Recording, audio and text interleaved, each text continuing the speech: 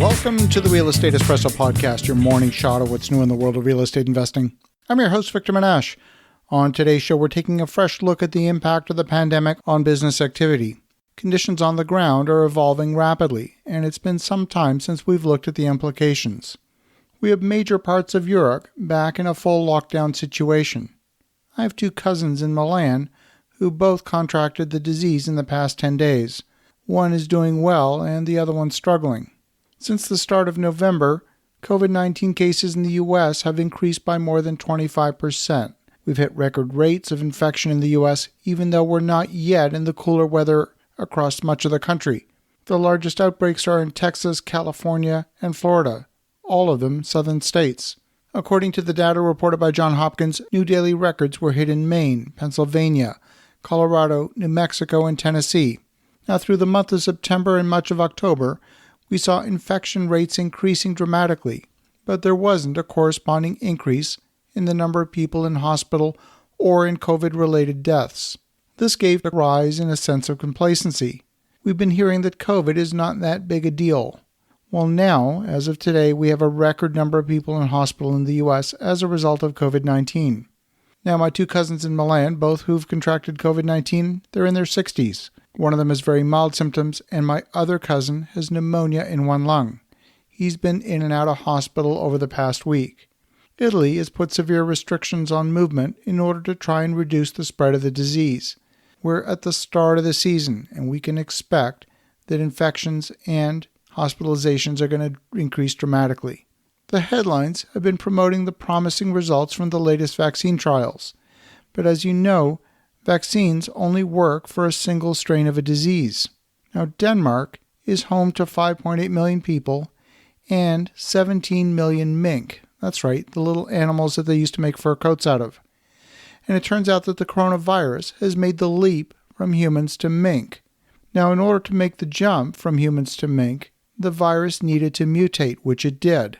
The Danish government has confirmed that the new mutation of the disease has made the jump from mink back to humans, and there are 12 confirmed cases. The Danish government have imposed strict lockdowns on those people, including contact tracing, and the impact of a new large-scale outbreak of this mutation has not received wide news coverage. The potential for this mutation to render a vaccine useless cannot be overstated. The Danish government are taking steps to cull all of the mink on 207 farms out of the 1,000 farms in the country where the disease has been detected. We're talking about killing millions of animals. There's been debate on whether to cull the entire 17 million population of mink on all of the farms in Denmark. Now, in this day and age, I have no idea why there's a need for mink to be raised in such large quantities on farms. But the fact that they're considering this step tells me the Danish government recognized the seriousness of the situation. Strangely, the Danish government has not made any significant restrictions on flights leaving the country. Only a few countries have banned flights from Denmark. The UK have mandated the travelers from Denmark must self-isolate for 14 days, but we know that people cheat when it comes to that. Flights from Copenhagen to New York are still flying. Flights to Dubai are still scheduled. This is a moment when governments need to take a drastic step to prevent the spread of this dangerous mutation. So we have a situation where case counts are rising dramatically worldwide, hospitalizations are rising dramatically, and we now have a new mutation before an effective vaccine has even been deployed in any meaningful numbers. Will the vaccine be effective with this new mutation? We don't know. Will the mutation be more or less virulent than the current strain that's circulating the globe? We have no idea. Is the new strain more easily transmissible than the current strain? We don't know that either. All I can tell you is that this is a rapidly evolving situation. I know that I'm continuing to take regular doses of vitamin D, and I continue to take precautions to limit social contact. The research shows statistically much better outcomes for those with high levels of vitamin D, and hopefully that's enough to protect myself and my family. But we also need to be concerned with the global picture from a virus that knows no borders. The only effective containment of the new mutation until we know more about it would be to cordon off Denmark for a period of time until we know more.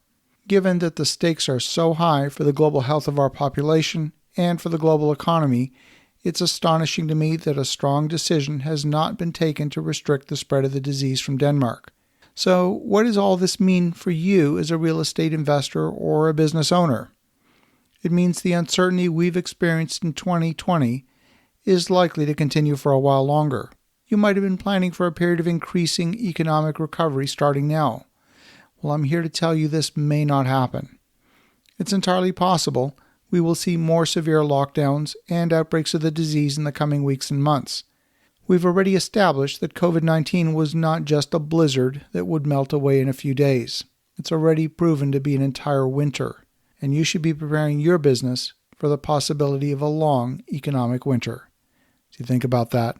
Have an awesome rest of your day. Go make some great things happen. We'll talk to you again tomorrow.